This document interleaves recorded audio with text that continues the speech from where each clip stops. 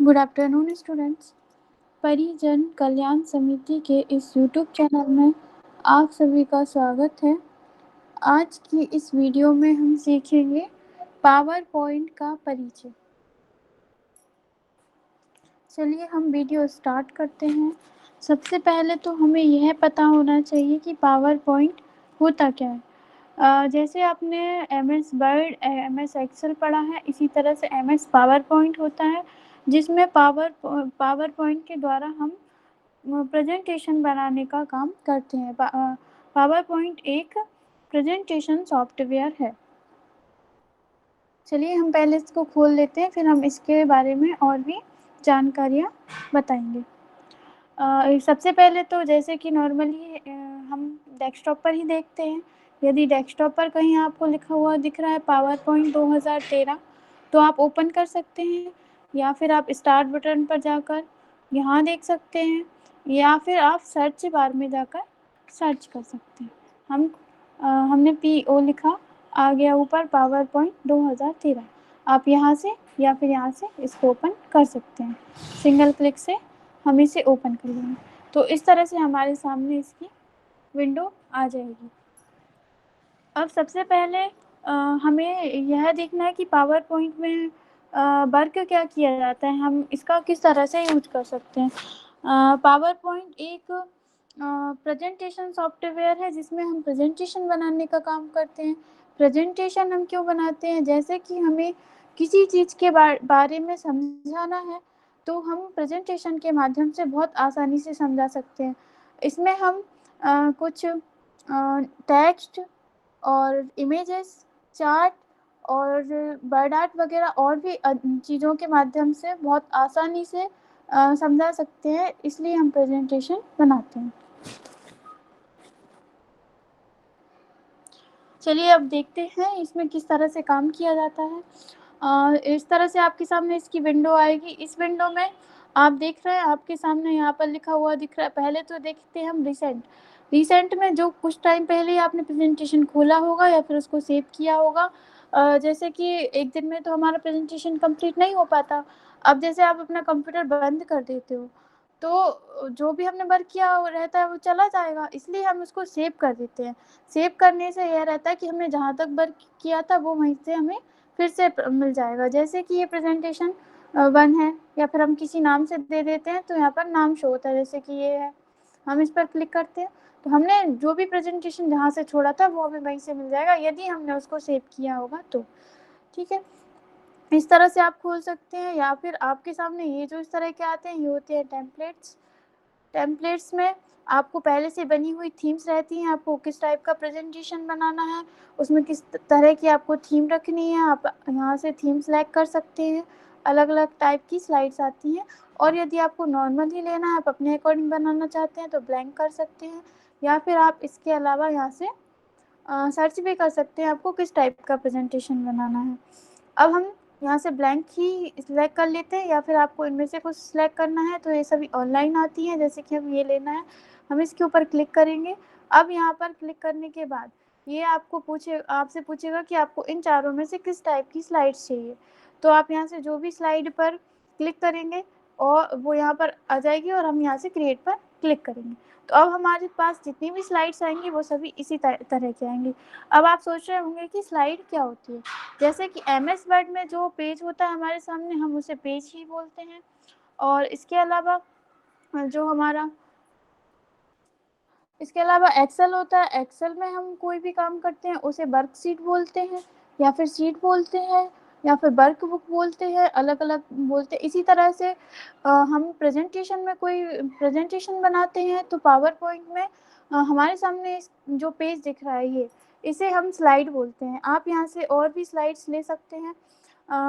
यहाँ से home menu में न्यू स्लाइड वाला ऑप्शन है, यहाँ से हम फर्स्ट स्लाइड पर हमारा टाइटल देंगे, फिर हम क्लिक करेंगे यहाँ पर न्यू स्लाइड के ड्रॉप डाउन एरो पर, हमारे सामने ड्रॉप डाउन लिस्ट आ जाएगी। यहाँ पर आपको अलग अलग टाइप की स्लाइड्स मिल जाएंगी। आपको जिस भी टाइप की स्लाइड चाहिए, यहाँ पर हम क्लिक करेंगे, उस टाइप की आपके सामने स्लाइड आ जाएगी। अब आप देख रहे हैं, जब हमने फर्स्ट स्लाइड ली थी, तो यहाँ पर सिर्फ यहाँ पर 2 ऑप्शन आपको दिखाई दे रहे हैं। एक दिख रहा है क्लिक टू ऐड टाइटल, और यहाँ पर नीचे दिख रहा है click to add subtitle. Presentation का सीधा सा मतलब रहता है कि आपको इसमें लिखना कम है और समझाना ज़्यादा है। जैसे कि नॉर्मली फर्स्ट स्लाइड पर तो हम हमारा इंट्रोडक्शन लिखेंगे, जैसे कि आप अपना नाम लिख सकते हैं, जो भी आपका नाम होगा आप यहाँ पर आगे नाम लिखेंगे। इसके बाद आप अपना कोर्स का नाम या फिर अपनी जो भी आप बताना चाहते हैं आप वो लिख सकते हैं। इसके बाद हम अगली स्लाइड पर लिखते हैं टाइटल। टाइटल के बाद टाइटल यानी कि जो आपका टॉपिक होता है, जिस टॉपिक पर आप प्रेजेंटेशन बनाने वाले हैं, उस तरह से। अगर आपको स्लाइड अच्छी नहीं लग रही है, आपको डिलीट करना है, हमें और अलग टाइप की स्लाइड चाहिए, तो आप यहाँ पर स्लाइड पर क्लिक करिए और आपके कीबोर्ड से डिलीट बटन या फिर राइट क्लिक करिए स्लाइड के ऊपर, यहाँ से डिलीट स्लाइड पर क्लिक कर देंगे तो ये डिलीट हो जाएगी।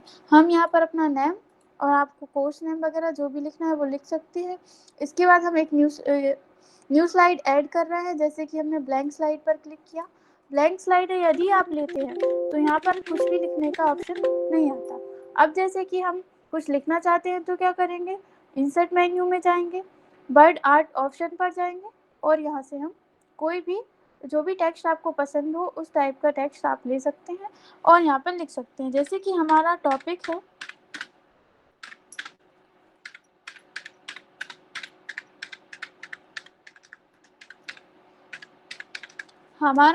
है आईसीआईसी कंप्यूटर सेंटर, यानी कि हम हमारी संस्था के बारे में बताना चाहते हैं, तो हमने इस तरह से लिख लिया है। यदि हम लोगो लगाना चाहते हैं यहाँ पर हमारी संस्था का, तो हम इंसर्ट मेन्यू पर जाएंगे, पिक्चर पर जाएंगे। यदि आपके कंप्यूटर में डाउनलोड है तो आप यहाँ से इंसर्ट करा सकते हैं, यदि डाउनलोड नहीं है तो फिर आप ऑनलाइन पिक्चर के माध्यम से भी ले सकते हैं। यदि यहाँ पर अभी कुछ प्रॉब्लम चल रही है, ऊपर से सर्वर इशू की वजह से यहाँ पर ऑनलाइन पिक्चर वाला ऑप्शन शो नहीं हो रहा। चलिए हम यदि ऑनलाइन पिक्चर वाला शो नहीं होता तो आप डायरेक्ट इंटरनेट से भी पिक्चर लेकर आ सकते हैं। जैसे कि हम यहाँ पर गूगल पर जाएंगे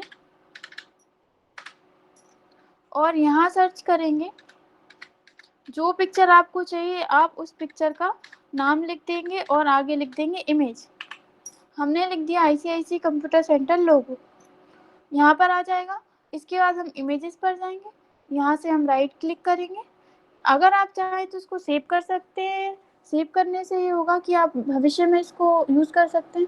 यदि आपके पास नहीं करना आपको सेव, तो आप कॉपी इमेज कर सकते हैं।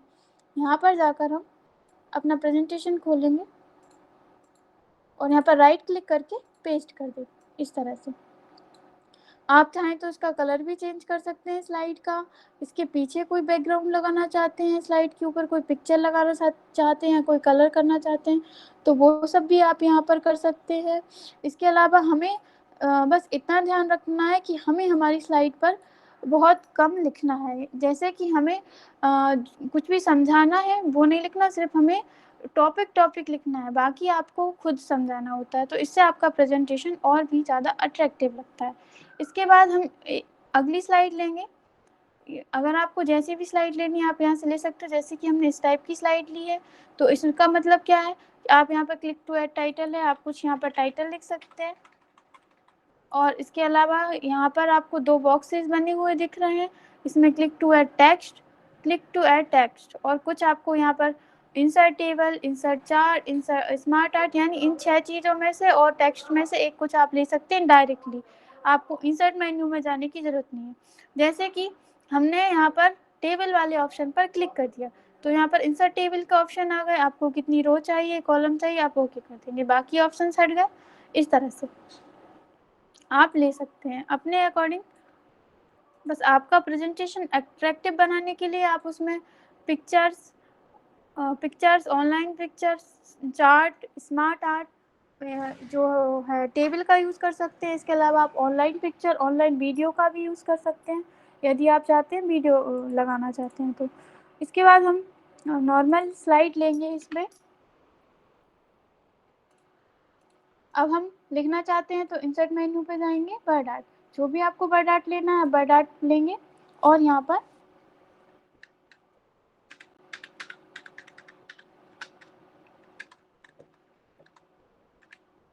हम आगे जो भी लिखना चाहते हैं वो लिखेंगे।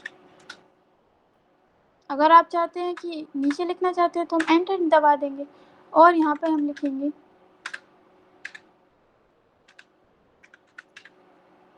इस तरह से। लेकिन ये दोनों सेम ही लग रहे हैं, तो आप क्या कर सकते हैं, कलर चेंज कर सकते हैं, यहाँ पे साइज छोटा या बड़ा कर सकते हैं। जैसे ही आप कोई टेक्स्ट लेते हैं फॉर्मेट टूल एक्टिवेट हो जाता है, आप यहाँ से कलर चेंज कर सकते हैं। अगर आप चाहते हैं इसको अलग उसमें लिखना तो अलग लिख सकते हैं।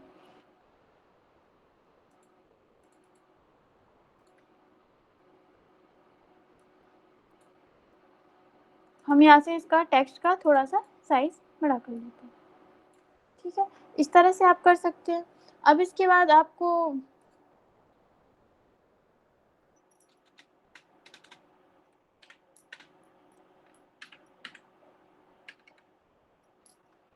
इस तरह से आप फीस वगैरह लिखना चाहते हैं, जो भी बताना चाहते हैं, जैसे कि आप 12th के बाद DCA कर सकते हैं और आपकी जो ग्रेजुएशन हो जाती है, ग्रेजुएशन के बाद ही आप PGDCA कर सकते हैं, तो आप इस तरह से बता सकते हैं, यहाँ पर लिख सकते हैं।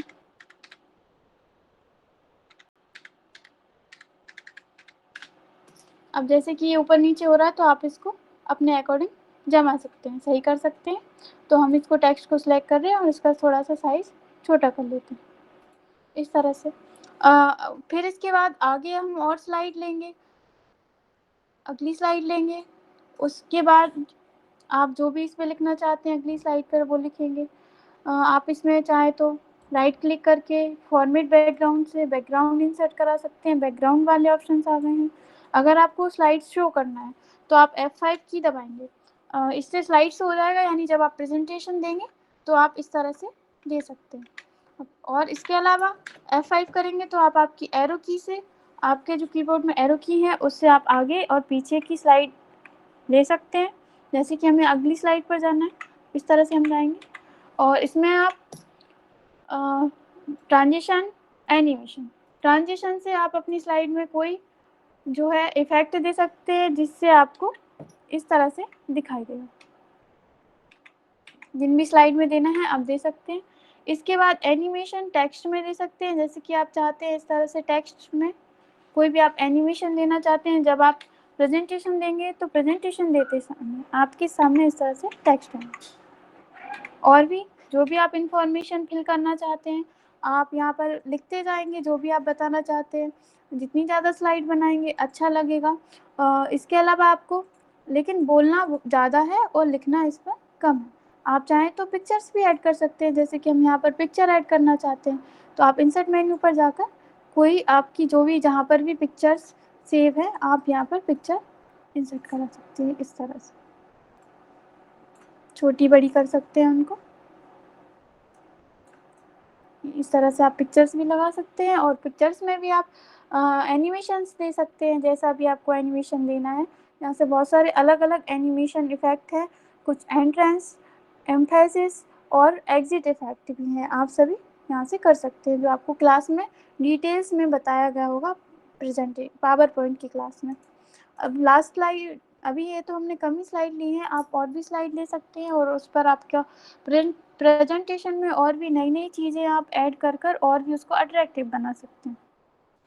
तो ये हो गया हमारा पावर पॉइंट का परिचय। Thank you.